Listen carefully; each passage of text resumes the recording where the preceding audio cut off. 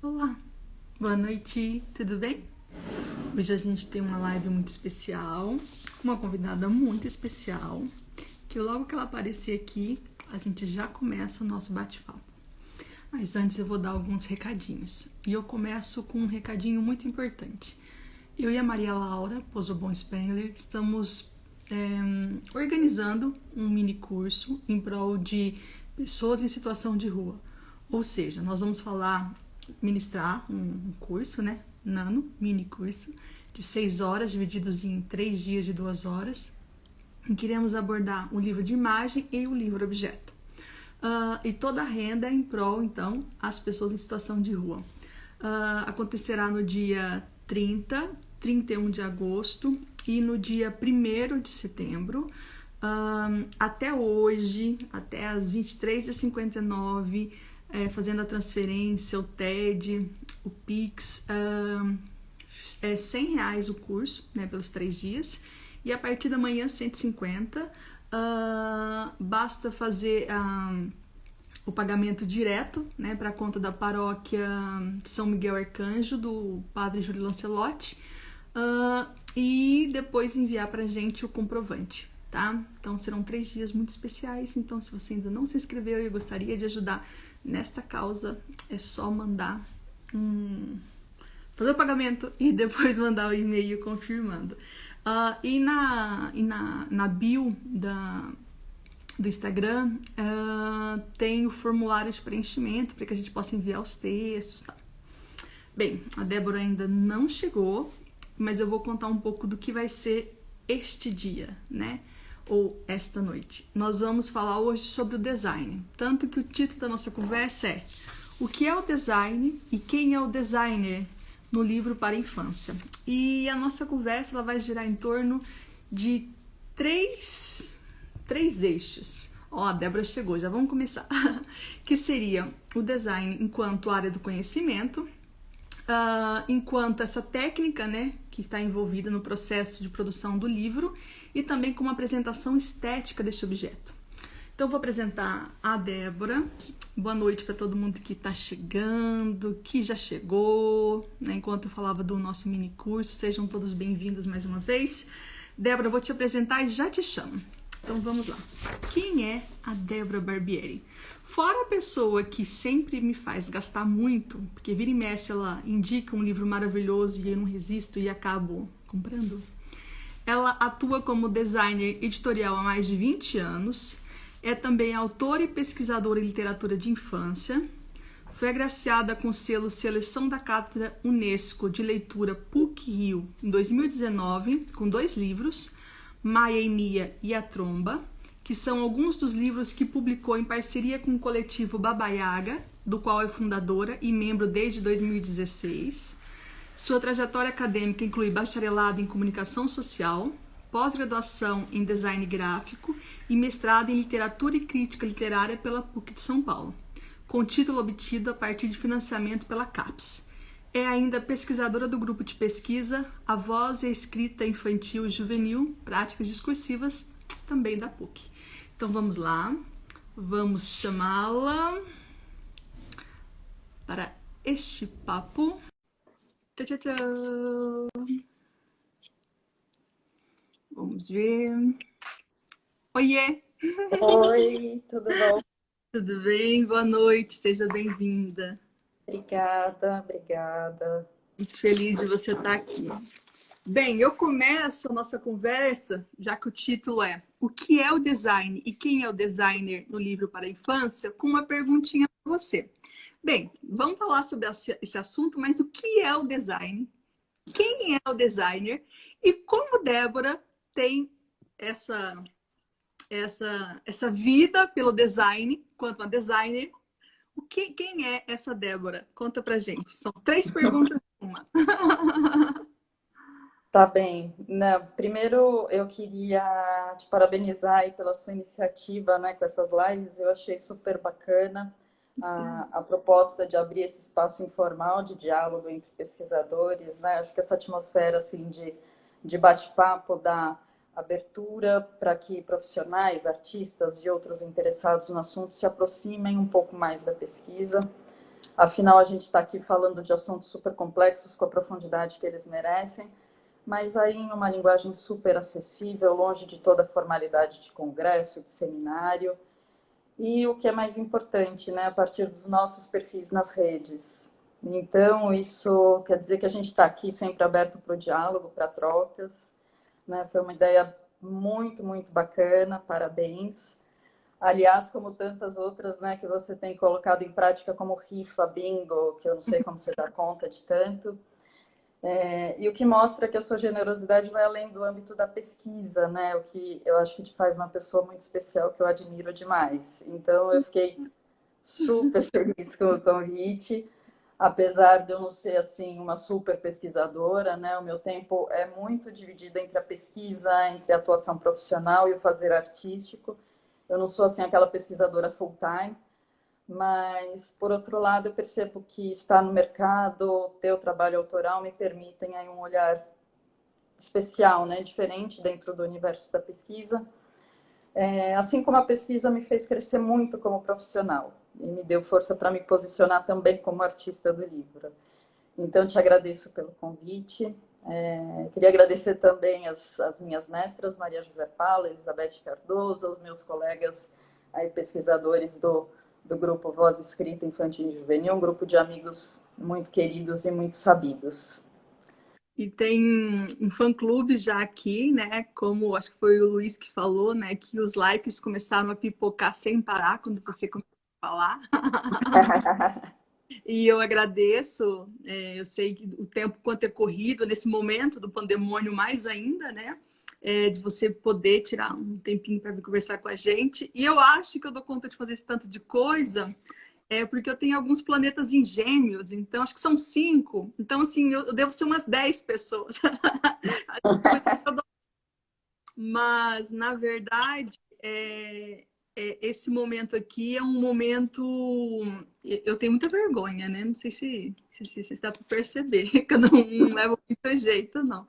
Mas eu acho dessa necessidade, né? Desses pesquisadores dos mais diferentes perfis, né? Desde um perfil bem mais acadêmico, a esse pesquisador da prática, né? Ali que está com a mão na massa, compartilhar. E numa sexta-feira, né, à noite, um pouco da sua caminhada. Então, a nossa caminhada hoje começa querendo saber quem é essa Débora enquanto designer, mas o que é designer antes disso? Mas antes disso, o que é designer? Eu acho que, né, para começar aí, cabe a gente colocar um pouquinho, né, de como nasceu oficialmente aí o design, que ele nasceu com o propósito de colocar ordem na bagunça do mundo industrial. O Rafael Cardoso faz uma colocação que eu acho boa, né, que o período da Revolução Industrial foi a infância da sociedade de consumo, porque nunca se teve tanta oferta de produto a um custo com o qual se pudesse arcar. Eu fico imaginando aí as crianças soltas numa loja de brinquedo, deve ter sido uma loucura, né, aquele período. Então, aí foi em que entraram em campo artistas, arquitetos, burocratas, governos, industriais, instituições de ensino, todos engajados na intenção de ditar o gosto da população e a configuração das mercadorias oferecidas, né? Então, as atividades de projetar, fabricar artefatos, que já eram exercidas há muito tempo aí de forma relativamente discreta, migrou para o centro dos debates políticos, econômicos, sociais. Então, entre 1850 e 1930, aproximadamente, a gente já tinha aí 3 gerações de novos profissionais, né? Alguns já apelidados de designers, que se dedicavam à tarefa de conformar a estrutura e a aparência dos artefatos para que eles ficassem mais atraentes, mais eficientes. Tinha-se aí, então, a pequena, né, a modesta meta de reconfigurar o mundo com conforto e bem-estar para todos. Bom, é claro que o mundo mudou muito desde então. Algumas discussões do design, como a famosa forma e função, hoje já não fazem mais sentido, né? Os pontos de atenção e as discussões do design hoje são bem mais complexos e profundos, passando por várias instâncias e se consolidando cada vez mais como uma área do conhecimento, que é multidisciplinar por natureza, né? Não se trata mais apenas de projetar um artefato bonito e ergonômico, As discussões hoje passam por questões políticas, pelo meio ambiente. Então, pensa aí, né, no livro, o tanto de árvore que a gente derruba para botar livro no mundo. Né? É necessária a consciência dessa nossa responsabilidade, daquilo que a gente coloca no mundo. Né? Mas eu acho que o que pega mais para a gente no literário é que essas discussões do design hoje vão bastante para a semântica dos objetos. Né? Que mensagem essa forma, essa cor carregam em si, porque todo objeto já vem carregado de significações. Né? E isso começa a bater muito forte na literatura, como a gente vem percebendo. Então, existe um aumento evidente de estudos sobre a forma do livro também no campo artístico e não mais somente nas áreas técnicas, no fazer, na produção do livro. Né? Bom, o design como área do conhecimento é dividido em duas sub-áreas, tá? O design gráfico de produto. O livro está sob guarda-chuva do gráfico, mas essas duas áreas muitas vezes se entrelaçam, né? Não é uma coisa assim tão estanque, afinal, quando a gente fala de livro, a gente está falando também de um produto. Sabe que depois que eu terminei o mestrado, eu quis retomar algumas leituras teóricas do design, ler coisas novas também. Achei que depois dessa imersão na literatura que foi o mestrado, voltar para as minhas raízes, né, com esse novo olhar, seria algo saudável. E olha, eu tenho lido pensamentos teóricos muito interessantes, né, para gente que é do livro dentro dessa esfera do produto. Por exemplo, né, eu trago aqui o Rafael Cardoso no Design para um Mundo Complexo, página 124, tá? Citação. A Eu não correspondência... peguei o meu. Oi? Eu separei todos os livros que eu ia usar, mas eu não peguei, não desci eles. A correspondência estrita entre uma forma e determinado uso, por exemplo, cadeira igual a sentar, acaba por bitolar o pensamento. Ao pensar a ação de sentar como experiência e não como artefato específico, o projetista se liberta de estruturas pré-existentes e ganha a possibilidade de criar soluções realmente inovadoras. Se a tarefa é projetar uma cadeira, é impossível escapar da morfologia, encosto, assento, pernas. Se a tarefa é projetar uma situação de sentar, o leque se amplia para incluir puffs, banquetas, bancos, sofás, espreguiçadeiras, almofadas, futons e até mesas, sem nem entrar nos híbridos possíveis. Trata-se de uma nova dimensão do pensamento projetivo, maleável, muito mais adequada para o mundo complexo em que vivemos. Né? E se a gente carrega esse pensamento para o livro, né, de que eu não estou projetando um livro, mas uma experiência de leitura, aí a gente começa a entender a variedade de formas com as quais os livros se apresentam hoje. Né? Porque aí a gente não se fecha na forma do códice, que é o que a palavra livro evoca. Né? E aí, acho que vale abrir um parênteses aqui para esclarecer o que eu estou chamando de experiência, né? Até porque é um termo que está meio banalizado, ele tem sido usado com muita frequência em muitas ocasiões, né? Que quando eu falo em experiência, né, eu falo a partir do pensamento do Agamben, em que experiência não é algo que se junte à consciência vindo do exterior, né? Mas é a que reconhece até que ponto o conhecimento se identifica com a experiência. É um processo cognitivo interno, né? Por isso que a literatura desperta muito a memória. Ela vai trabalhando com as semelhanças, assim como o nosso processo cognitivo funciona. Então, se eu estou pensando no design, no gráfico em especial, eu penso em como uma forma, quando se associa a determinada palavra que é escrita de um determinado jeito e numa tal cor, me remetem a algo que vai se transformar em linguagem, né? E assim, no design, né, a gente segue também, como na literatura, nessa brincadeira com os sentidos, em misturar cor, forma, sensações táteis, nos colocando também na infância da linguagem. E infância, tá? Deixando bem claro, não no sentido de uma idade cronológica, mas como uma forma de compreensão. E a experiência se coloca, né, nesse operar entre infância e linguagem. É um conceito bem complexo, eu não vou me estender por esses caminhos, porque senão a gente foge muito da proposta dessa fala, né? Se alguém não assistiu a fala que o Luiz Girão fez aqui com a Ju, eu recomendo fortemente que assistam, né? Porque ele fala disso de forma linda e clara como a luz do dia.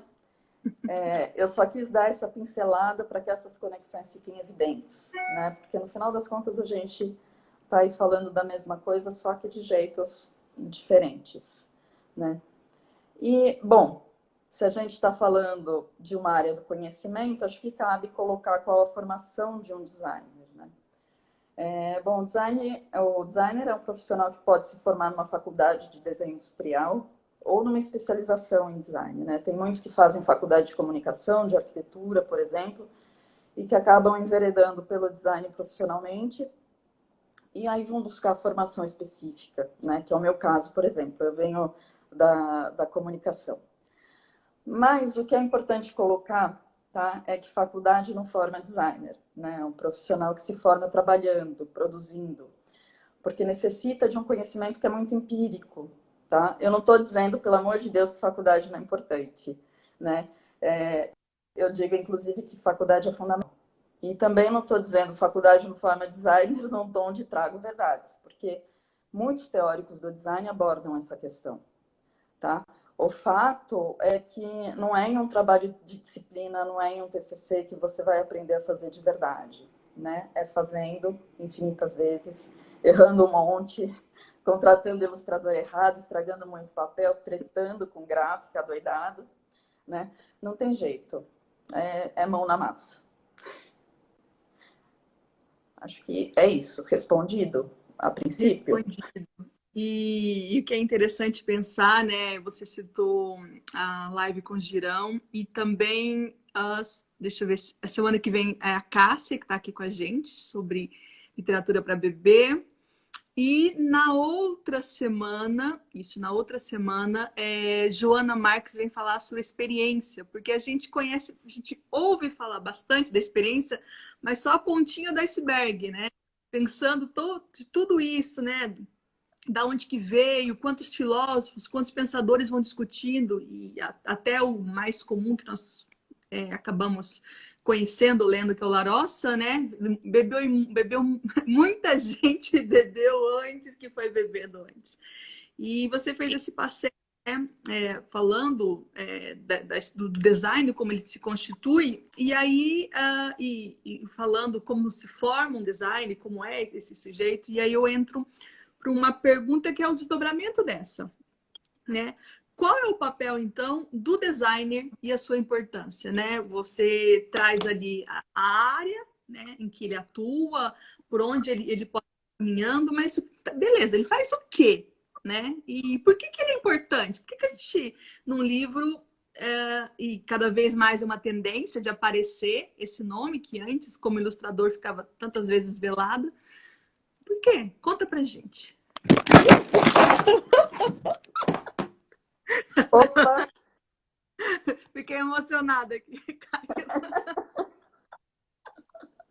Ai, ai. Mas tá tudo bem. Eu puxei o fio aqui sem querer.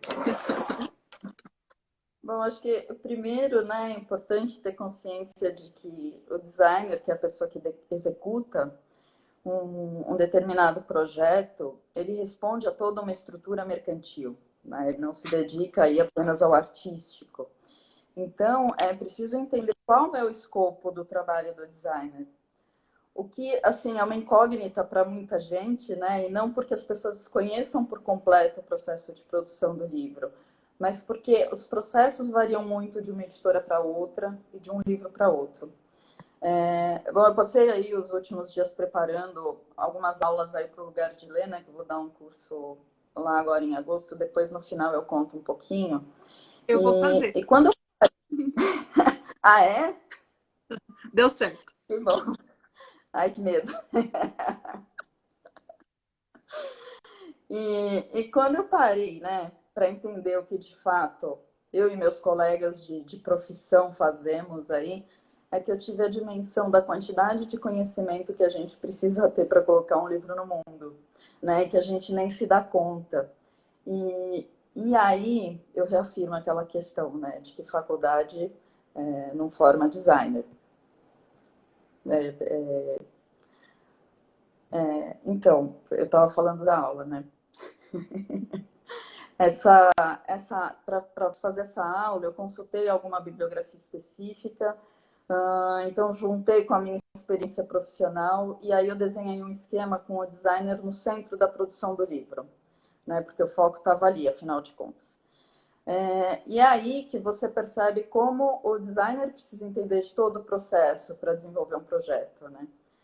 Porque é um profissional que não trabalha só com a esfera da palavra e da imagem. Mas quando a gente fala de desenvolvimento de um artefato que, retomando, né, um produto, ainda que artístico, é um produto que vai ser comercializado, entram outras variáveis, como questões de usabilidade desse objeto, questões mercadológicas também, e claro, né, questões técnicas de produção do livro, sejam elas industriais ou artesanais. Então, tanto faz, na verdade, se eu estou no mercado tradicional ou no independente. São questões que se colocam frente ao trabalho do designer, embora de formas diferentes, em graus diferentes, né? Mas elas existem, com certeza.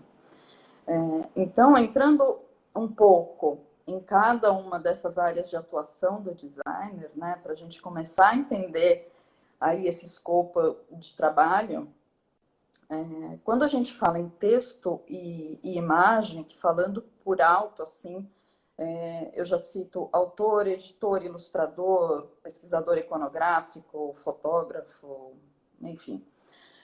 Só por aí você já tem que ter um conhecimento mínimo de direitos autorais, por exemplo, né? Porque você tem sua responsabilidade ali com o trabalho alheio. Afinal, usar o trabalho alheio para produzir um outro trabalho é o métier do designer, né? O design faz essa costura entre outros trabalhos que são também autorais e ele tem ali, né, também a sua autoria. Uma fonte que você usa, que você coloca num livro, ela tem uma autoria.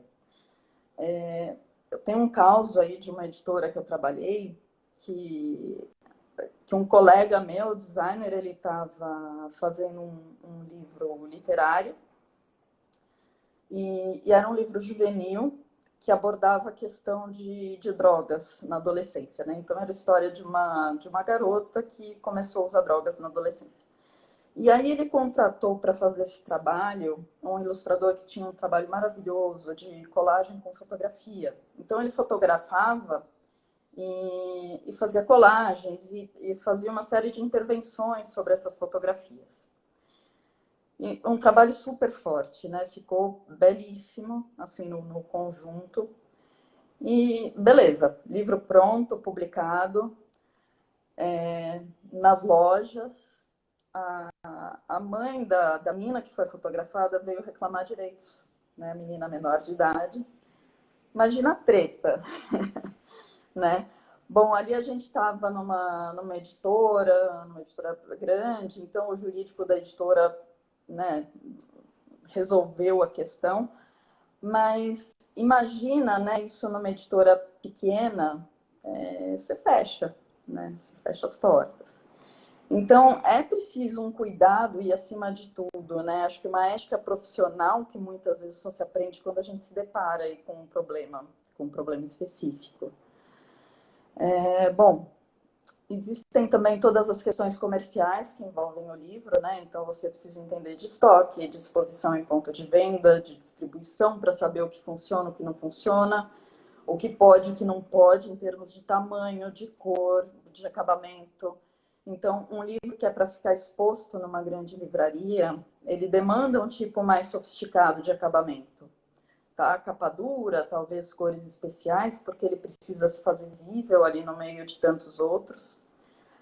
Eu já recebi pedido, por exemplo, em layout de coleção, para diferenciar bem uma capa da outra, né? Com cores distintas, para não dar problema no estoque, para não correr o risco de pegar o volume 1 ao invés do volume 2, enfim.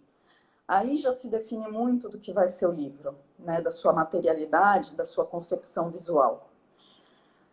Bom, daí tem também a usabilidade do objeto. Então, para quem é esse livro? Como ele vai ser usado? Se for para um bebê, precisa ser mais resistente, você tem que pensar que ele vai pôr na boca, que é uma mãozinha que não tem coordenação ainda. Se for para a criança ler sozinha, né, é um livro que precisa ser menorzinho para facilitar o manuseio. Se for para a sala de aula, então pensar no professor mostrando, e daí é legal que o livro seja grande. Então aí a gente já tem tantas outras definições acerca do objeto, né? Eu acabei com a poesia. Né? Não, espera aí que a gente vai chegar lá. Bom, depois disso a gente chega na produção desse objeto. Né? Então, o que eu tenho disponível na indústria gráfica para viabilizar esse projeto? Ou no caso de um livro artesanal, qual a técnica que eu consigo usar para dar conta de determinada tiragem que eu quero fazer? Né? Porque não adianta eu fazer um projeto incrível se eu não consigo produzir por um custo que as pessoas vão poder adquirir. Né? Então, aí a gente tem mais uma peneira, né? Formatos econômicos, tipo de papel, acabamentos, que muitas vezes são decididos nesse momento. Né? E pensar assim, né? A gente está falando só do objeto. Mas tem toda a configuração de layout que observa esses mesmos pontos. Tá? Então, quando eu falo em composição de layout, tá? Eu falo exatamente de quê? Então, das fontes, que são os tipos de letras que vão ser utilizados, da paleta de cores que vai compor o projeto, da paginação, que é a distribuição de uma narrativa em páginas, composição de layout, que é a distribuição dos elementos em uma página. Então, se a gente está pensando, por exemplo, né, em estudo tipográfico, que saindo aí do Technicase, né, seria escolher as fontes, os tipos de letras que vão compor o livro, e que, assim, é um assunto que precisa de uma live só para ele, tá? Porque o povo pensa que é muito simples, que não influencia a leitura, mas é importantíssimo para a composição narrativa, né? Que geralmente, olha, passa batido nas pesquisas, né?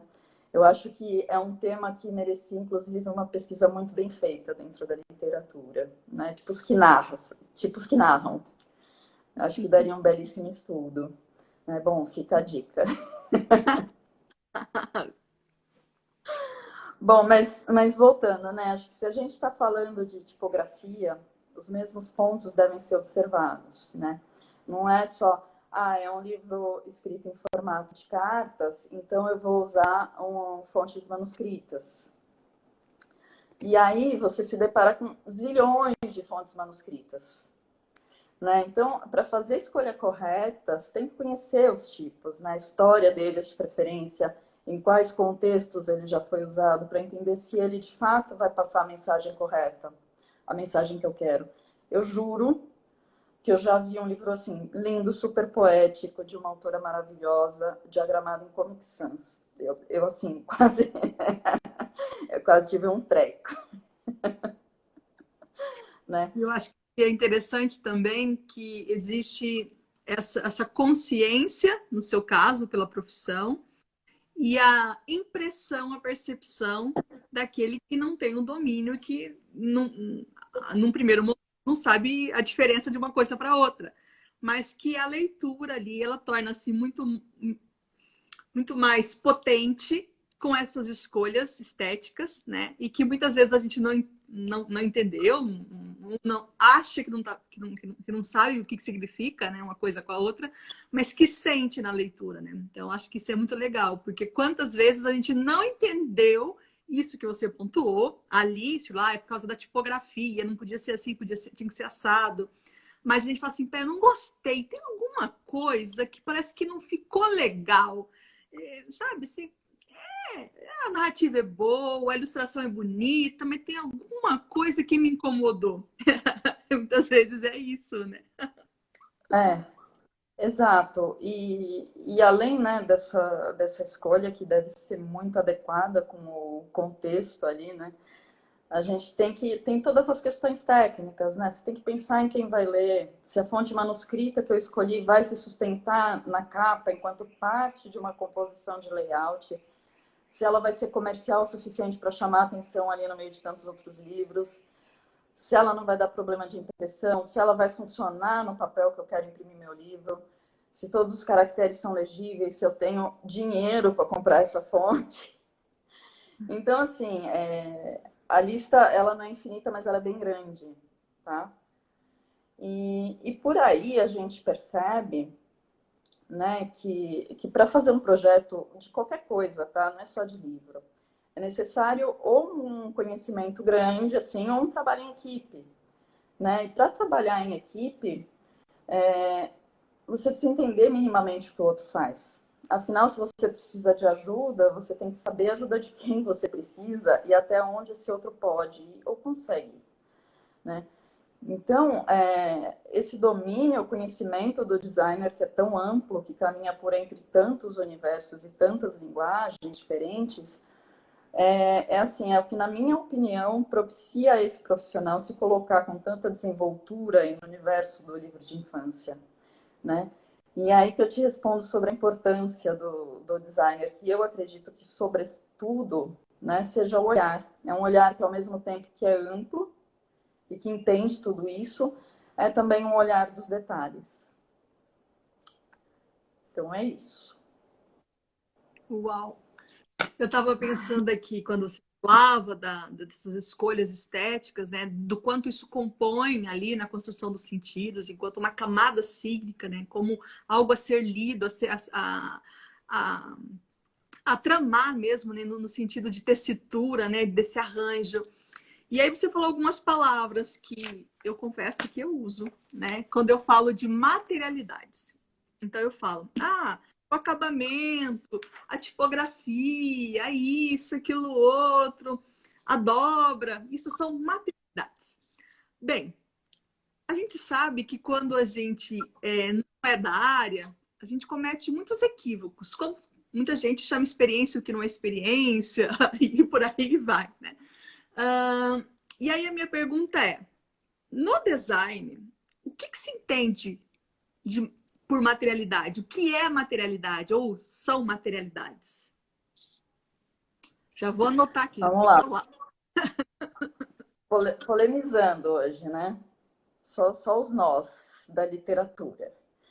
Bom, o que eu percebo, né, é que muitas vezes as pessoas entendem que design é só a forma física do livro. Então, se eu falo design e se eu falo materialidade, dá no mesmo. E não é, né? Pelo amor de Deus. O designer, ele faz a costura de todos os elementos que constituem o livro, sejam eles materiais ou imateriais. E o que eu estou chamando aqui de elementos imateriais do livro, né? Colocando, assim, de forma bem simples, né? É tudo que a gente alcança com os olhos, mas as mãos não pegam. Então, as imagens, as cores, a forma da voz narrativa, que se compõe através dos tipos, né, de letras que eu escolho para compor essa voz narrativa. É o que Flusser chama, né, de não coisas. A informação, por exemplo, porque ela é inapreensível. Ela pode ser apenas decodificada. E aí sim, a materialidade, o que é tátil, né? E a gente começa pela matéria, que materialidade vem de matéria, né? Do que é feito o meu livro, tá? Flusser fala disso aqui, né? Nesse O Mundo Codificado, no texto Forma e Material. Porque ele pode ser de papel, existem inúmeros tipos de papéis, tá? Ele pode ser também de tecido, de plástico, de madeira, pode ser de carne, como fez Arthur Barrio, né? Ele pode ser do que eu quiser. Depois da matéria vem a forma. Então, como eu vou moldar essa matéria? Né? Forma essa que deve ser pensada juntamente com aqueles elementos imateriais, porque está tudo entrelaçado, né? Colocando assim, parece que vem uma coisa sequencial atrás da outra, mas não. Isso, assim, são processos que se pensam junto, né? Então, depois da forma, vem os acabamentos. Então, como é que eu vou revestir essa forma matéria? se é que eu vou revestir, né? Então, se eu vou revestir, aí entram os vernizes, os polímeros, os brilhos, as películas diversas que vão agregar cores e sensações táteis diferentes ao meu objeto e que também significam algo, né? Também o que eu vou usar para que tudo isso se estruture, né? Então, as colas, as costuras, os grampos, ainda se eu vou querer mostrar ou se eu vou querer esconder tudo isso, essa estrutura, né? Então, a forma como esses elementos todos, materiais e imateriais, se entrelaçam, se constitui enquanto um projeto que pode ou não ser artístico, né? Na literatura, a gente vai observar o artístico. Ficou clara a materialidade? Porque ela é um dos elementos com o qual o design trabalha, né? Mas não é o único. Eu acho que eu confundo tudo. Ah, ah, E, ah, na minha dissertação, na última hora, mudei de materialidade para design, graças a Débora. Isso, né? É, eu também me confundo bastante, porque. E engraçado, né? Eu estava pensando aqui, alguém te perguntou do livro, né? Dos livros que você citou. Eu acho que eu só não tenho um. Eu pensei que eu tinha, que era o das letras lá. Tipo. Tá, só não tem um deles.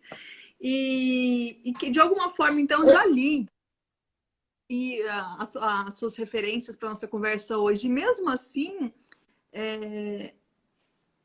para mim é um pouco nebuloso, né? Quando pensa principalmente no livro-objeto, né? Que tem ali um apelo muito grande para atividade, para manipulação. Ah, o, o que seria a materialidade ali, então? Né? Eu acho que mudando a pergunta, né? A partir de um outro viés, né? O que estaria ali sendo a materialidade? E aí, onde que está o design pensando nessas duas expressões? Como elas se constituem? é, É o tromba, por exemplo. Um livro que tem selo, que está ali com as suas mãos. Aonde eu percebo o design e aonde eu percebo a materialidade, aonde eu percebo a matéria, onde eu percebo a forma, onde eu percebo o acabamento. Todos os elementos que você citou, como que eu identifico ali? é, eu acho que, assim, né? Uma coisa que eu queria colocar, assim, que eu acho que é super importante também, né? Além da materialidade, é um pouco sobre a diferença entre design e projeto, né? Boa. E daí eu trago a conceituação de um autor que eu gosto bastante, que é o Gibbon Ziepe, né? Que ele é um designer e pesquisador alemão, mas que ele viveu e trabalhou no Brasil, Chile e Argentina, então ele tem um olhar que agrega muito, né, na nossa realidade. Ele tem um livro que é o Design, Cultura e Sociedade, né, que é um livro que foi publicado no Brasil pela editora Blucher, mas ele está esgotadíssimo assim há anos, não se encontra nem em estante virtual. Mas, enfim, como ele é leitura obrigatória para pós-graduação em design da FAUSP, né? Então, encontra-se, né? E o que ele fala, né? Até coloquei uma colinha aqui, né? Do que é design e do que é projeto. Design é um modo da atividade projetual do capitalismo tardio, tal como a partir dos anos 1970 difundiu-se globalmente. Projeto é a dimensão antropológica da criação e formação de artefatos materiais e simbólicos. Então, assim, né, falando de forma bem simplificada, projeto é tudo que envolve não apenas os aspectos físicos do livro, mas também toda a arquitetura de informação que tem dentro e fora dele, né? Isso, assim, claro, buscando sempre o artístico, né?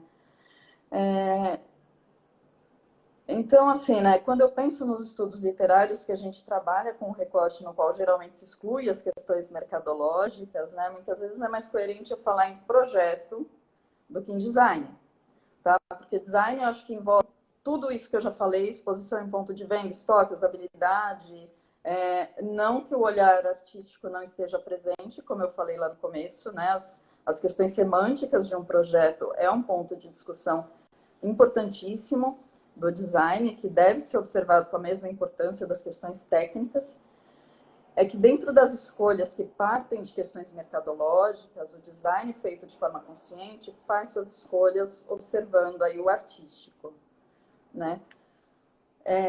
Então, onde a materialidade, né, dentro desse projeto, né? Vamos falar do projeto, tá? Porque a gente está considerando aqui, vamos fazer de conta que isso aqui não está aí considerando aspectos mercadológicos, né? Até porque a Tromba tem essa questão, né? Ela está no mercado independente, né? Porque é um livro que ele é experimental, tá?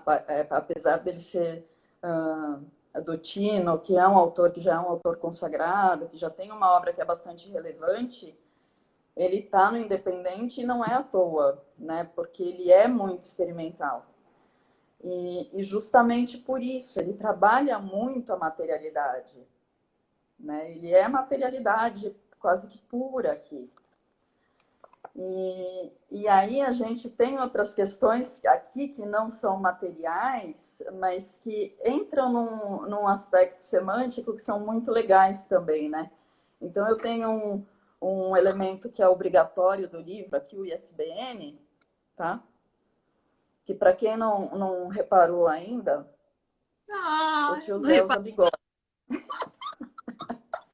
Adoro! Não reparei. O Perfeito. tio Zé tem bigode.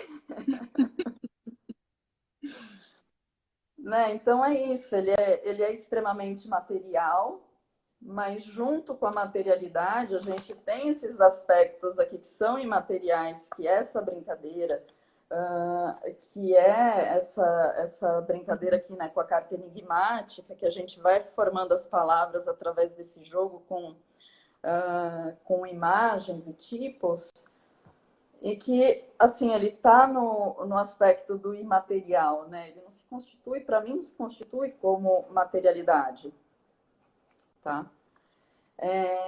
Então, acho que é isso, né? O design, quando ele é executado de forma consciente, ele vai observar absolutamente todos os elementos que compõem o livro, né?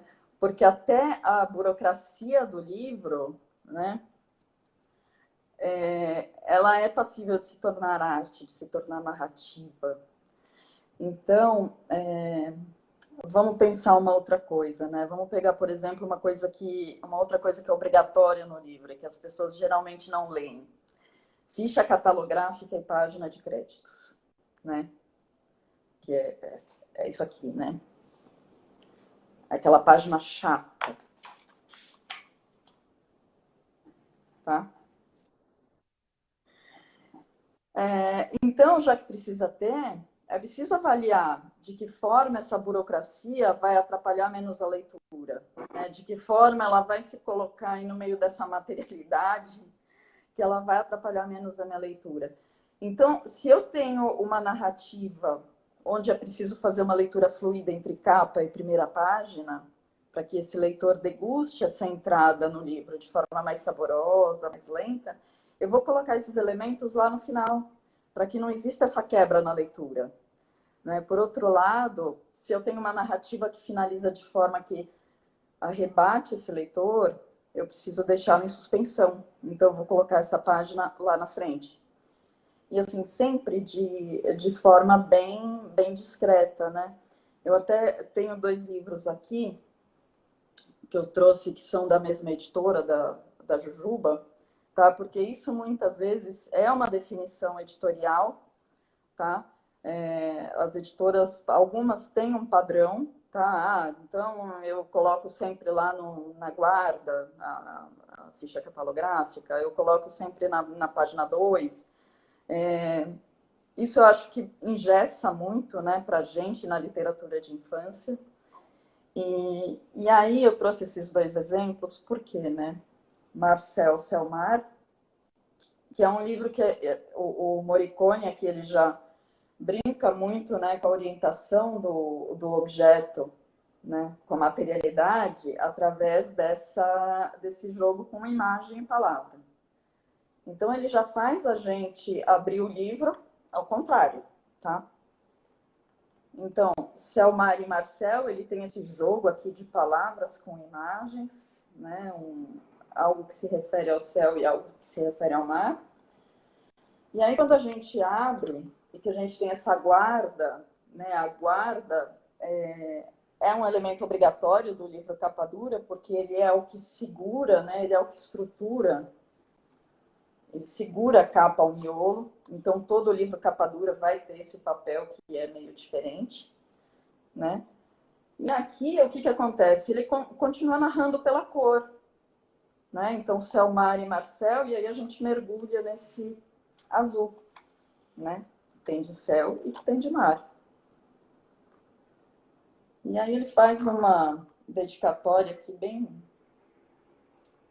que chega com uma força incrível, né? Porque a gente tem todo esse espaço vazio para Luca. E aí a gente segue, né? Essas duas figuras que estão submergindo aqui da margem, da materialidade.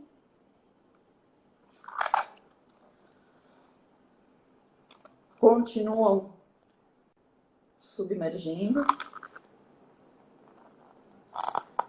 E aqui eu tinha o jogo com a imagem, aqui eu já vou entrar na palavra, tá? Então, meia página é imagem, meia palavra. E aí, ó que bacana, a gente tem só a palavra, né? E aqui onde a gente tem só a palavra, a gente tem outro elemento obrigatório do livro, que é o frontispício, ou página de rosto, né? Que é a reprodução do texto de capa. E ele usa isso aqui como narrativa. E entrei no livro. Estrela do céu, estrela do mar. O tempo que a gente demorou para entrar nesse livro, né? Ele, pelo fato dele ter um formato diferente, o autor ele vai conduzindo a gente de uma forma muito, muito lenta, muito gostosa, né? E para que quebrar esse clima?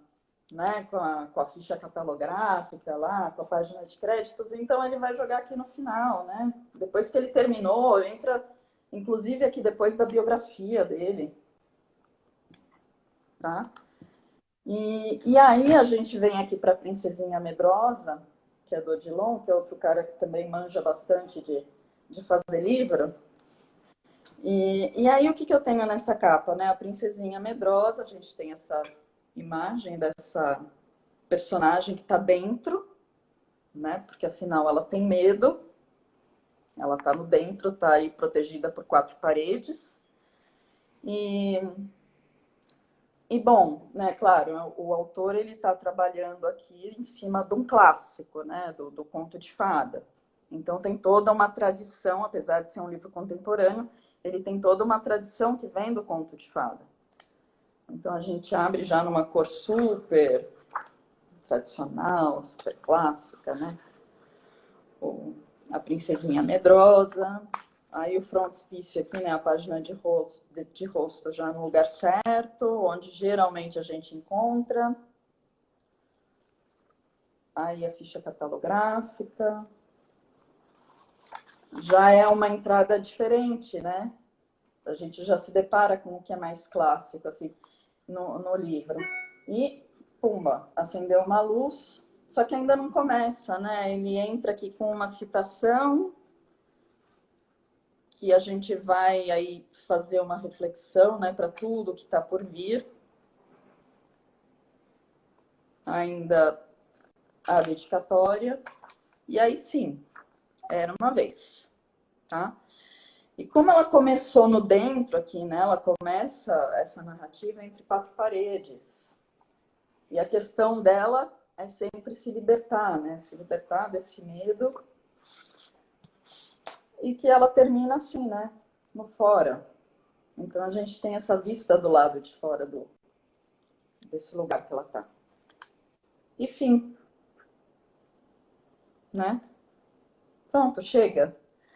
E aí você vem com uma narrativa, com uma biografia desse autor, né, que dialoga com tudo isso que foi lido, né? Não é uma biografia que está aí gratuita. Então, ela foi colocada lá no final, porque você tem que ter lido o livro para ler essa biografia, né? Ela vai te fazer refletir ainda mais sobre tudo que se colocou aqui, tá?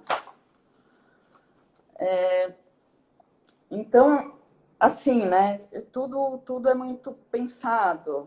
É o que, assim, o Plínio Martins Filho chamaria aqui, por exemplo, né, de arte invisível, Adoro, adoro esse né? livro. É você trabalhar para que o seu leitor desfrute aí da melhor experiência de leitura, mesmo que para isso você precise aí quebrar com os protocolos do livro, né? Eu quis trazer esse livrinho, que é bem petitico, né? Ele cabe na palma da mão. Que ele é de uma coleção da Ateliê Editorial chamada Artes do Livro, coleção maravilhosa, né? Indico muito. E aí o Plínio Martins Filho, né, que é o editor responsável, ele fez esse livrinho com um apanhado de citações sobre design, tipografia, que ele recolheu quando ele estava organizando a coleção, onde se percebe como o trabalho realizado por trás do livro, né, ele prima por fazer o melhor artefato, o melhor objeto possível, de forma imperceptível. É invisível porque o design está lá, estruturando tudo, né, mas ele não se faz notar. O que é engraçado de perceber é que muitas dessas citações que ele coloca são totalmente contraditórias, né? Às vezes em páginas sequenciais, né? Muito, muito legal isso nesse livro. Só que, assim, ambas fazem sentido quando elas estão fora de um contexto específico, né? Porque aí você percebe que, na verdade, não existem regras, né? Então, ele publicou uma coleção onde cada autor chega ditando um monte de regras, mas que, na verdade, né, cada projeto é um projeto e cada um vai ter suas necessidades específicas. Então, determinado teórico que está lá naquela coleção, ou em outra qualquer, ele pode estar dialogando comigo na literatura de infância ou não, né? Isso eu acho importantíssimo a gente considerar na literatura de infância, porque muito da teoria literária vai olhar só para o verbal. Então, é necessário a gente se apropriar dessas teorias com essa consciência, né? E aí, eu queria trazer, assim, um outro extremo, né? Que a gente tem a Angela Lago, que eu sempre trago. Angela Lago era uma artista que dialogava muito com a ala técnica do livro, né? E ela usava os protocolos do livro muitas vezes para chamar a atenção desse leitor para o fato dele estar num livro. Ela brincava, experimentava muito com tudo no livro, né? Com isso, ela acabava promovendo uma reflexão sobre o fazer do livro, né? Eu acho que, assim, observar a obra da Angela Lago é uma baita aula de design, né? Por exemplo, a gente tem esse texto aqui né, que é um colofon, que ela coloca aqui no final do De Morte, né? E aí aqui ela escreve: os desenhos e a composição deste livro foram feitos em computador, com saída de apenas 300 dpi em papel. Impressão, prima cor gráfica, primeira edição, nona reimpressão, coleção Nosso Folclore, blá, blá, blá. Então, assim, isso aqui que ela coloca aqui é uma piada técnica, tá? Assim, que pouquíssimas pessoas vão entender, né? Eu tenho certeza que aqui, né, nesse meio de gente que entende pra caramba de livro, poucos vão entender o que são as 300 dpi, mas eu juro que é uma piada que dialoga muito com o livro, né? Que entra no mesmo tom do livro e que, assim, a gente acaba refletindo muito sobre a técnica que ela usa aqui, sobre toda a criação, a concepção do projeto, né, desse livro, do De Morte. Nessa mini coleçãozinha também, né, de mini livros, que é o das casas, então Casa Pequena, Casa de Pouca Conversa e Casa Assombrada, né? Por exemplo, eu vou pegar o Casa Pequena, né? Todos trazem essa mesma brincadeira. Mas aqui no Casa Pequena, é uma narrativa em que ela fala que ela conta a história de uma casa que é muito pequena para uma família, né? Então eles estão super incomodados, super desconfortáveis naquela casa. E aí sim, né? O livro se coloca como casa, porque assim como aquela casa é pequena para comportar aquela família cheia de gente, cheia de criança, cheia de bicho, esse livro também é pequeno para comportar essa narrativa, né? Que é cheia de imagem, que é cheia de texto. Então, ela vai criando aqui um furdunço, né? Ao longo dessa narrativa. Vira uma bagunça, assim. É um livro que, ao mesmo tempo em que ele é muito gostoso, ele é muito ergonômico, né? Porque ele cabe na palma da mão, é fácil da gente virar as páginas. Então, ao mesmo tempo que ele é muito ergonômico, a leitura dele é muito desconfortável. Né? Ela leva a gente para dentro dessa casa, a gente sente o desconforto dessa família, assim, de verdade, né? E aí, ok, né? Terminou a narrativa, fim. Vamos lá para a tal página, né? Então, o que tem na tal página de elementos obrigatórios do livro? Quem me contou essa história foi um cara de Paris que nasceu no Egito, casou com uma brasileira e gosta de contos judaicos, mas seu final era diferente, reticências. Os desenhos e a composição do texto foram feitos em computador e convertidos em filme pela Polychrome, impressão, AMG, editora gráfica, copyright by Angela Lago, e segue, né?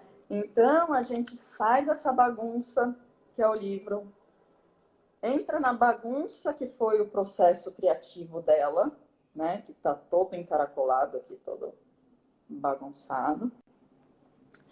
Entra na bagunça que foi o processo de produção do livro, né, a bagunça que é esse bando de gente para fazer um livro.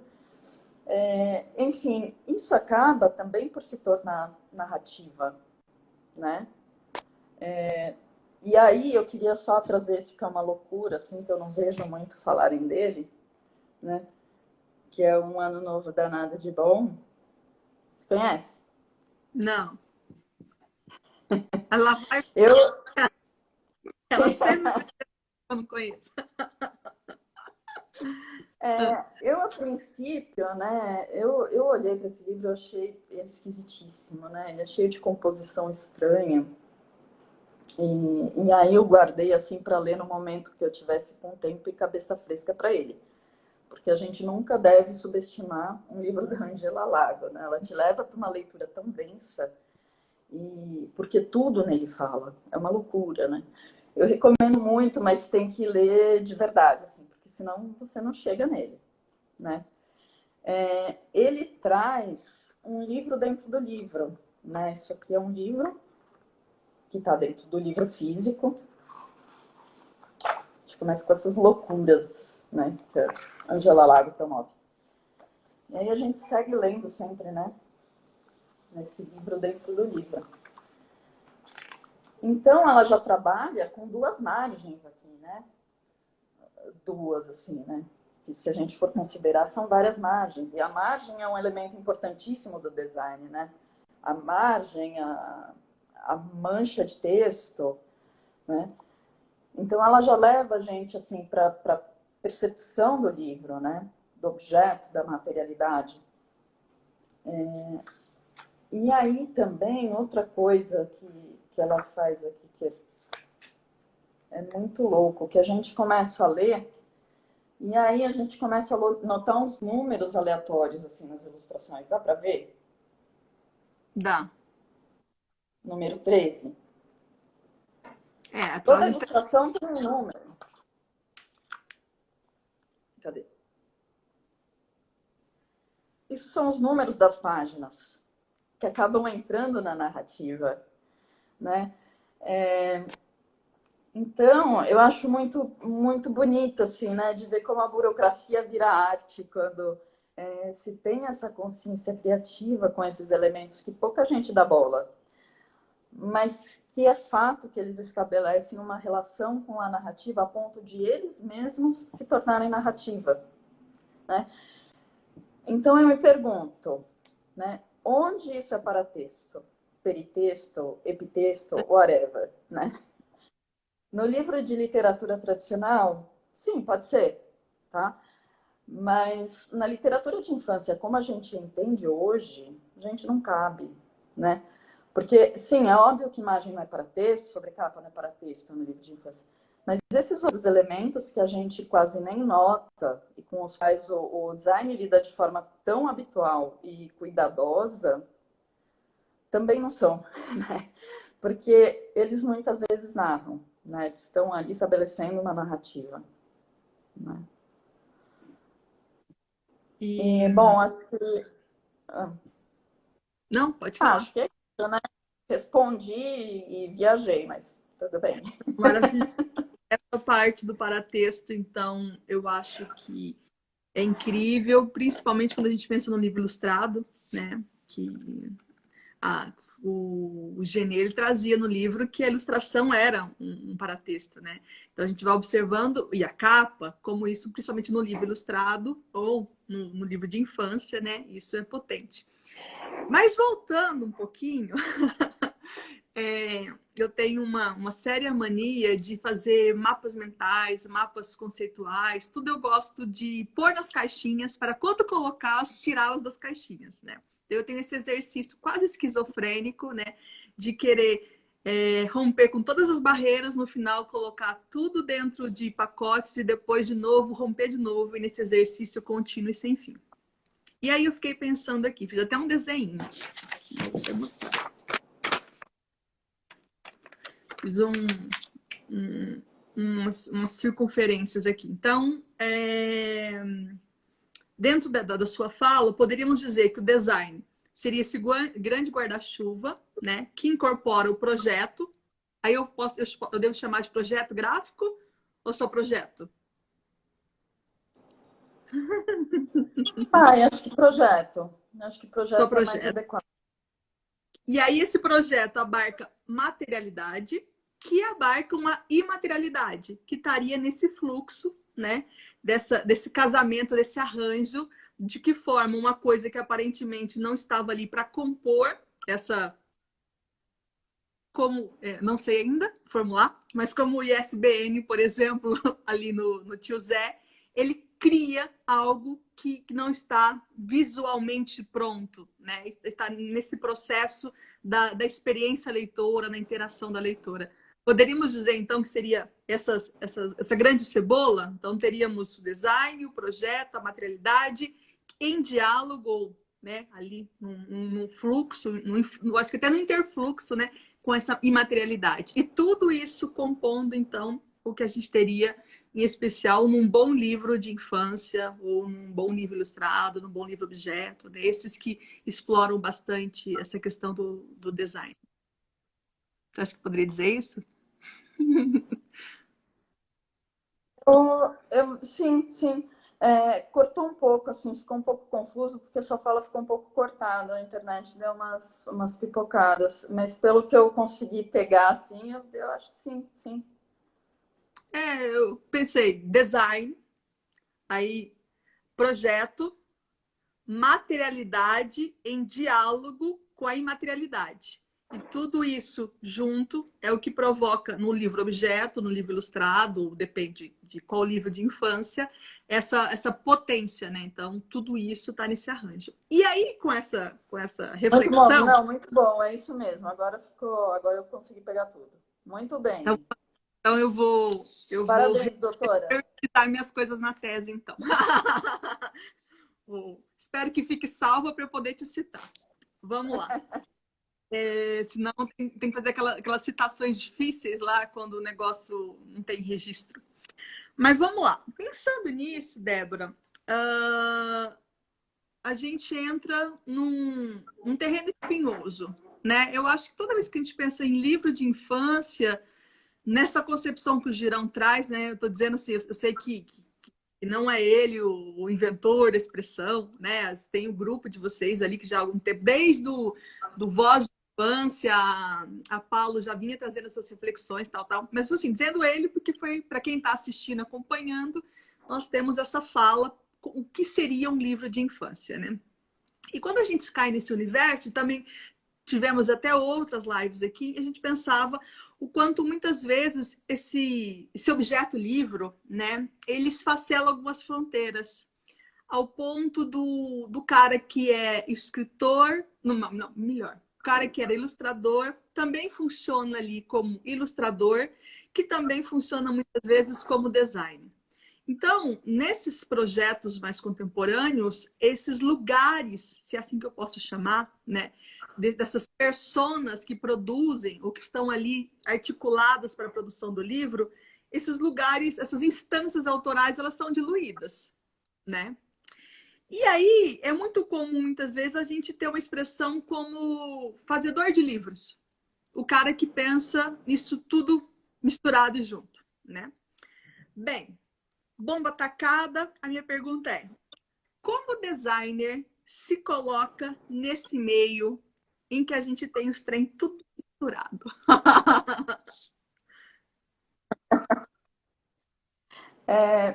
Eu acho que é importante, né, primeiro a gente trazer a discussão que é de quem realmente faz o design no livro, né? E, e é nesse ponto que a coisa fica muito confusa dentro da literatura de infância, porque, por exemplo, autor de texto ou de imagem, muitas vezes é quem define a paginação, né? Isso depende muito do grau de inserção desse autor nessa literatura que é contemporânea, né? Do domínio que ele tem dessas outras linguagens que constituem o livro. Então, se a gente está falando da linguagem do design, a gente entende, tá? Que livro é tempo encadernado, tá? Porque são páginas sequenciais a serem lidas em uma ordem pré-determinada.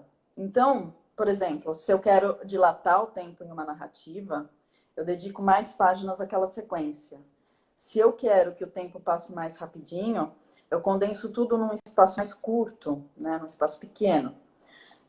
Essa é uma habilidade, né, que os quadrinistas, por exemplo, dominam muito bem, porque eles ilustram narrativas em quadros, que para a gente se traduzem em páginas, né?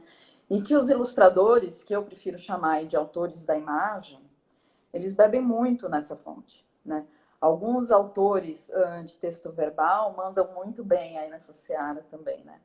Então, o livro muitas vezes já chega para o designer paginado. E o formato também, muitas vezes, já chega definido, porque para fazer ilustração, o autor precisa, né, já trabalhar em cima de um tamanho determinado. Tem autor, inclusive, né, que faz tudo. Entrega o arquivo pronto para gráfica. Isso no independente a gente vê muito, né? Então, várias editoras aí de uma pessoa só e que fazem trabalhos maravilhosos, né? Lembra que eu falei lá no começo que é um conhecimento que é muito empírico? Então, muitos artistas, eles aprendem o design no fazer, botando a mão na massa, né? Então, é importante deixar claro que o design do livro de infância nem sempre é feito por um designer, né? Por um profissional formado na área. Isso não só na produção independente, mas na produção tradicional também. E tudo bem, né? Porque afinal de contas, todos nós que entendemos e produzimos a literatura como esse entrelaçamento de linguagens, né? Como essa confluência de linguagens, somos todos fazedores de livros, né? Tal qual a definição aí do Carrion. Ainda que a técnica não fique impecável, né? Quando a gente fala de literatura, a gente fala de uma produção essencialmente artística, né? Que consiga tocar o outro. Claro que ter um livro tecnicamente bem feito, bem ilustrado, bem acabado é uma delícia, é perfeito, ganha prêmio. Mas se a gente pensar hoje a dificuldade que é colocar um livro no mundo, especialmente para um artista, um fazedor de livro brasileiro, nossa, né? A gente tem que comemorar muito cada ISBN novo que chega acompanhado de um bom livro literário para crianças, né? Então, assim, na minha perspectiva, né, o que eu acho é que a gente precisa parar de achar que fazer livro é exclusividade de uma casta, né? A gente precisa desmistificar a produção do livro. É claro que exige muito estudo, muita dedicação, e no Brasil a gente vive para pagar boleto, né? Porque somos todos cringe, afinal de contas, né? Mas a literatura infantil brasileira, ela precisa de diversidade, né? Porque é na diversidade que a gente cresce, é na diversidade que a gente inova. Então, a gente precisa democratizar a produção e o acesso a uma diversidade de publicações, né? A literatura independente está aí com uma produção belíssima, você sabe do que eu estou falando, né? A gente gasta rios de dinheiro ali. E é onde o design, na minha opinião, tem brilhado, né? Não que no mercado tradicional não tenhamos projetos lindos e incríveis, tá? Temos, mas no independente a gente nota realmente um progresso em termos de linguagem, de técnicas, de processos, tanto de processos criativos quanto dos produtivos, tá? Por isso que a gente tem visto artistas do livro que vão para o independente para experimentar, para criar com mais liberdade, porque é um terreno muito fértil, né?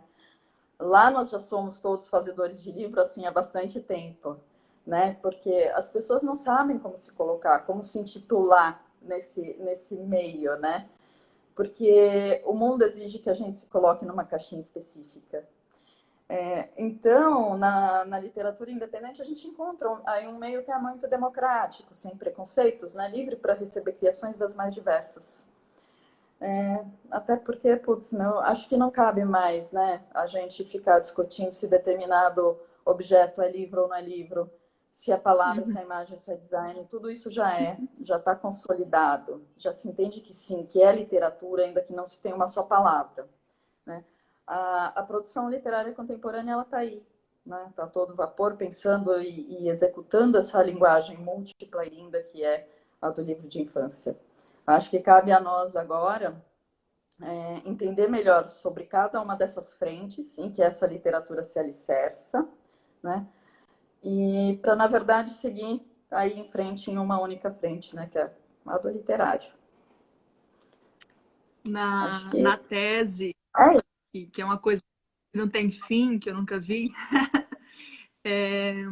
uma vez que eu fui um pouco gulosa e quis falar de 20 anos, né, de 2000 a 2020, pensando nos livros interativos, uma das coisas que eu destaco, eu chamo de tendências, né? Então, uma vez que nós estamos no olho do furacão, né, manter esse distanciamento, esse olhar, né, mais crítico, é bem complicado.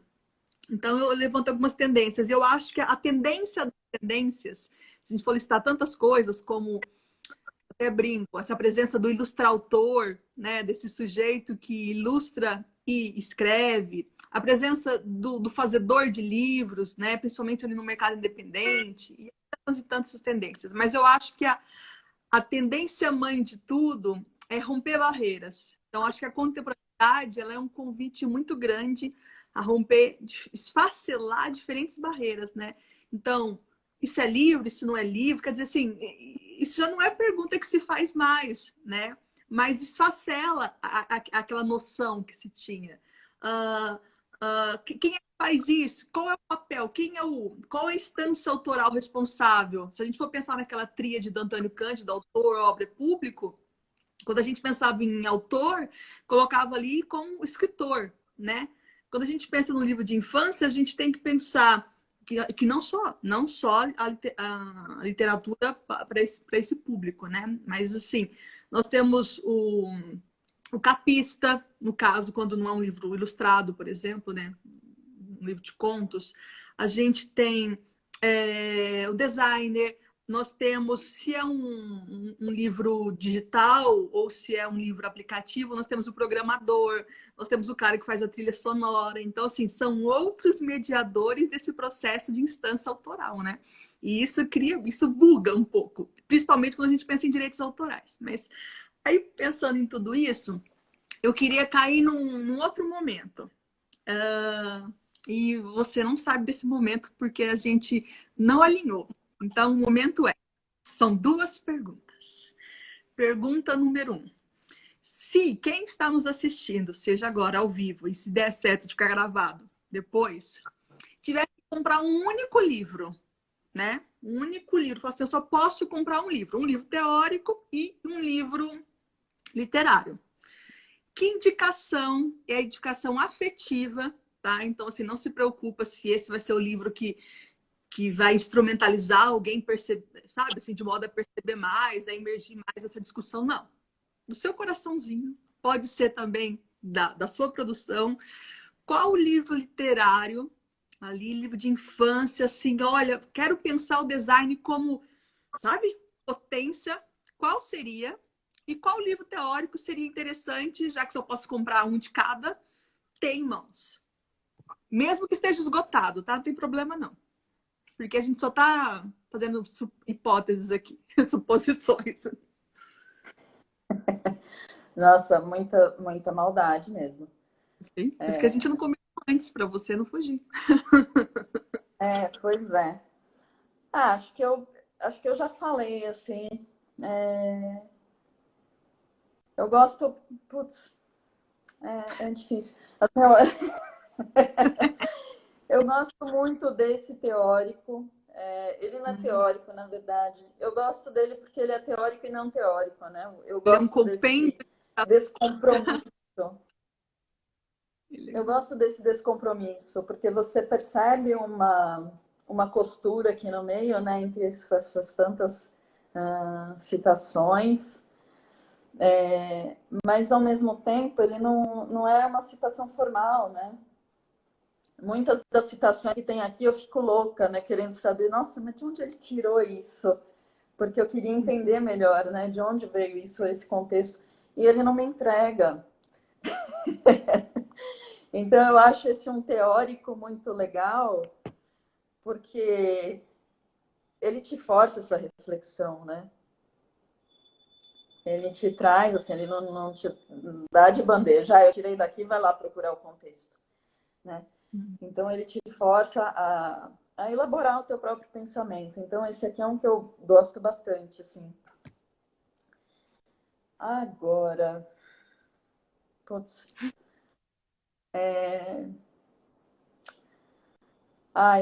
tem que ser Angela Lago. Para mim tem que ser Angela Lago para falar de literário. Todos os delas são incríveis, assim. Eu recomendo a obra toda dela. Mas não sei, esse aqui eu acho que eu simpatizo muito com ele porque essa coleçãozinha, vai. Ele tem ele é muito muito denso, né? Ao mesmo tempo que ele é muito simples, ele te promove, assim, né? Ele te leva para um lugar muito de muita reflexão dentro desse fazer do livro. Né? Ela usa o livro aqui, eu acho que de forma muito inteligente, muito simples e muito inteligente. Acho que é Vamos isso. mais uma pergunta dessas assim não programadas. Essas são as melhores porque deixa as pessoas em saias justas e elas dizem assim o que vem do coração. E a pergunta é: vamos supor que quem está assistindo, e é muito comum, isso acontece bastante, não é do universo acadêmico, mas assim, quer investigar, quer entender um pouco mais, sabe? Assim, não é. Muitas vezes nem vai fazer o mestrado, não tem interesse, não quer seguir carreira nesse universo. É uma mãe mesmo que gosta de olhar para o livro que tem e falar assim: opa, que legal isso. Se fosse para chamar de dicas, né? Assim, de perceba o quanto isso compromete na leitura, né? Então, agora nós estamos num momento em que todo mundo fala materialidade para lá, não sei o quê, não sei o quê.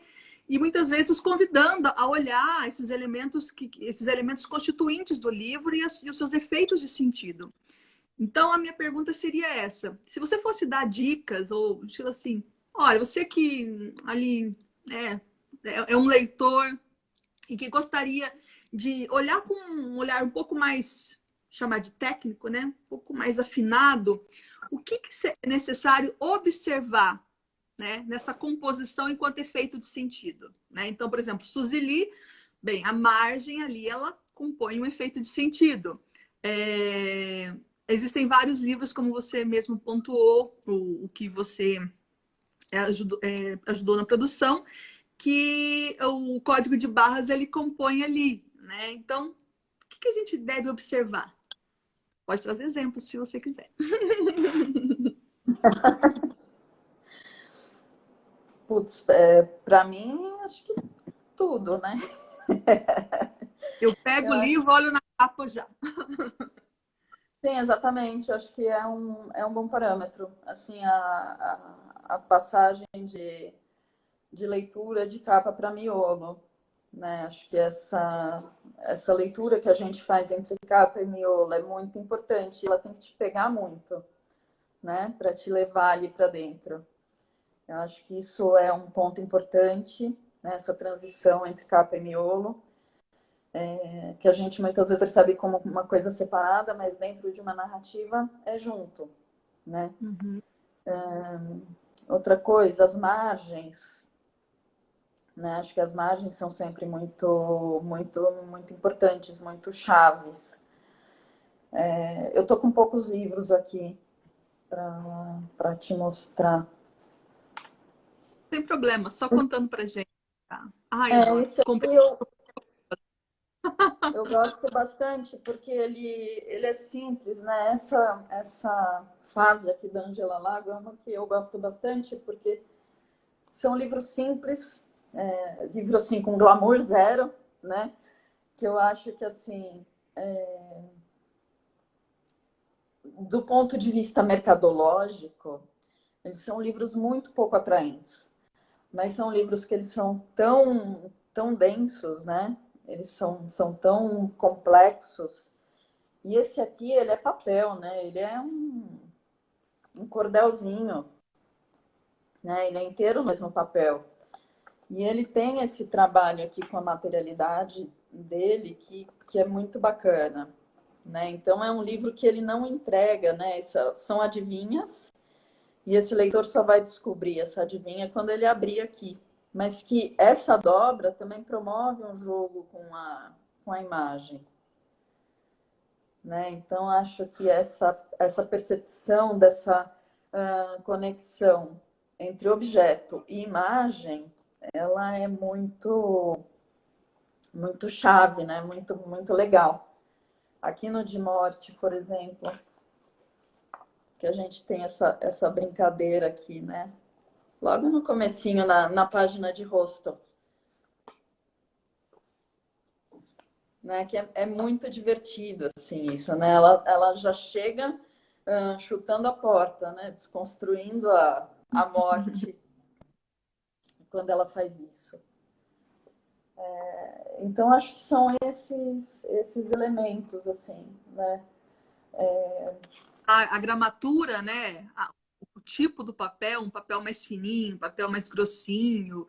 O Luiz, ele faz sempre uma análise que eu acho muito bonita do livro do João, não sei se o João ainda está aqui, João Protete, em que ele comenta, né, do barulho do papel, né, ao passar, o quanto aquilo ali compõe um efeito de sentido. Então, pegou o livro, olha a capa, olha a dobra, olha o tipo de papel, vê ali, passa o dedo, tem verniz, mas para que é isso? É só para fazer um frufru? Tem um efeito, né? Tem uma faca, tem um corte, mas esse corte para quê? É para fazer só uma gracinha? E aí, com isso, a gente consegue meio que traçando o que é um bom livro e o que não é um bom livro. A gente não gosta de cair muito nessa coisa da qualidade, mas daí dá para ter uma peneira, né? O bom é o quanto uma escolha consciente, né, uma escolha estética consciente, causa um efeito de sentido. E é muito bom esse efeito de sentido quando ele causa diferentes efeitos de sentido, de acordo com o repertório do leitor, o próprio tempo em que é lido, né, e quantas outras camadas vão construindo. E aí o Luiz falando, né, que quem fez o design do livro do João foi a Débora. Então, estamos falando duplamente. Eu não sabia que era. Claro que eu sabia. Claro que eu sabia. Sabia. E aí pensar, né, o quanto essas escolhas estéticas elas afetam na construção. Então, qual o papel do designer quando ele não é esse agente fazedor, né, que é o cara que faz tudo, ou que supostamente faz bastante. O João tá aqui sim. Que faz um monte de coisa. Mas o quanto ele é um artista que elabora em cima da arte de outros artistas, né? Da palavra, da imagem, e como compõe também, né? Eu vou deixar o espaço todo aberto para você falar o que mais você quiser. O João está dizendo aqui, né, que não só que ouviu e que foi a Débora, né, como o Luiz havia apontado, e que eu havia esquecido. E aí você também aproveita, diz tudo que você quiser e também convida para o seu curso, tá? Já dizendo aí quando vai ser, como que vai ser, qual é a pauta. E agora eu não tenho mais perguntas, não, mas tenho aqui ouvidos para horas e horas te ouvindo, porque você é uma maravilhosa. Não, acho que não tenho mais nada a dizer, não. A gente já vai aqui para não sei quanto tempo de live, né? Quanto tempo aqui? Deixa eu ver, acho que uma hora, né? Uma hora e meia. Nossa, não, chega, acho que a galera não me aguenta mais. Mas assim, só falando um pouquinho do curso, né? Merchan. Então, é um curso assim que eu estruturei pensando, né, em dar uma pincelada nessa técnica. Então, falar dos elementos que constituem o livro. Então, vou falar de cor, de paletas de cores, de escalas cromáticas, né? De tipografia, tipos de impressão. Então, dar essa pincelada técnica, tá? O intuito não é que seja um curso técnico, mas eu acho que precisa dessa passagem para a gente entender um pouquinho, né, o vocabulário, né, nomear corretamente, para aí a gente entrar no design dentro do mercado tradicional, né? Então a gente vai fazer esse overview pelo mercado, porque as questões mercadológicas elas sempre se colocam de maneira bem importante aí no design, como a gente viu. E claro, né, observar também onde o artístico dentro dessas amarras todas aí, né, que a gente tem no mercado. E aí, por fim, explorar bastante a literatura independente, né, esses outros jeitos de publicar. E aí, na sequência, eu vou emendar, tá, uma oficina, então aí para botar a mão na massa mesmo. Os cursos, eles não tem que fazer um junto com o outro. É que, assim, o primeiro é meio que uma preparação para o segundo, né? Para quem não tem uma base. Porque para quem for fazer oficina, é legal que tenha uma base, tá? Então, assim, eles tinham me pedido, né, a princípio, um curso híbrido entre teoria e prática. E assim, eu achei que o curso híbrido a gente ia ficar muito em cima de exercício, né? E eu acho que a gente não ia ter a profundidade, né? A dimensão do que é realmente fazer um projeto completo, do começo ao fim. Então, por isso eu quis ter uma oficina de projeto, né? Alguma coisa com mais calma ali para a gente conseguir ter uma dimensão desse passo a passo, para a gente ir discutindo esses pontos que a gente trabalhou no primeiro, né? Que vão ficar meio frouxos, óbvio, porque a gente vai falar de tipo de impressão numa aula. É muita coisa, né? Não cabe. Então, lá na oficina, a gente vai, de acordo com cada projeto, então, entender um pouquinho mais sobre, sei lá, serigrafia, sobre impressão em letterpress. Então, a ideia é meio que essa. Mas aí esse curso, que vai ser essa parte, né? Esse mergulho nessa composição do livro pelo olhar do design. São quantos dias e começa quando? Começa a semana que vem, né? Dia 14. Uhum. Amanhã é 7, 14. Então, na próxima semana começa, são 3 sábados esse primeiro curso. Então, 3 manhãs de sábado. E aí a gente descansa uma semana para o segundo curso, né? Para a oficina. E aí, para a oficina, a única questão é que precisa chegar com uma intenção de projeto já, né? Para dar tempo de desenvolver o projeto ali durante a oficina.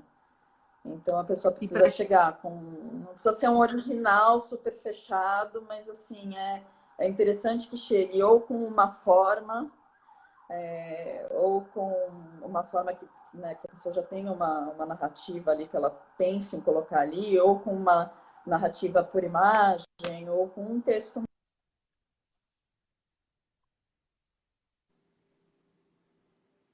Você, você travou para mim um pouquinho. Travou, mas deu para acompanhar. A Ju aparece congelada aqui para mim.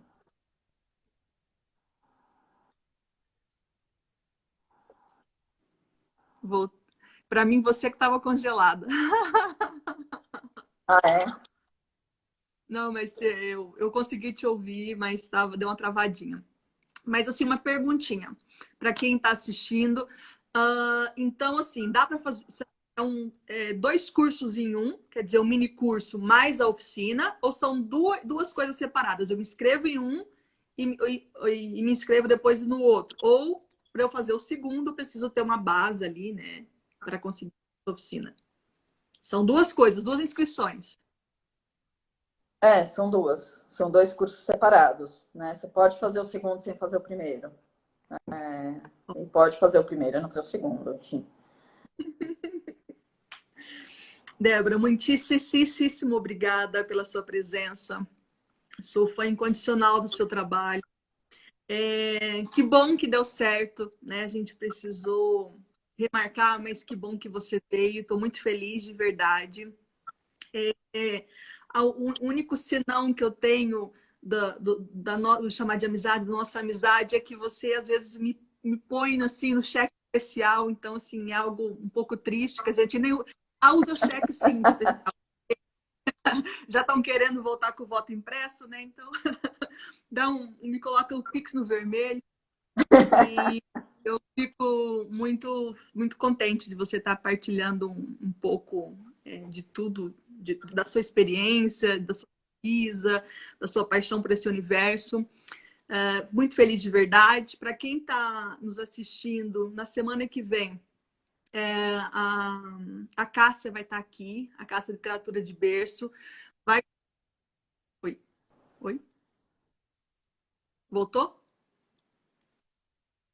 Oi, travou. Oi, oi, oi. Eu voltei?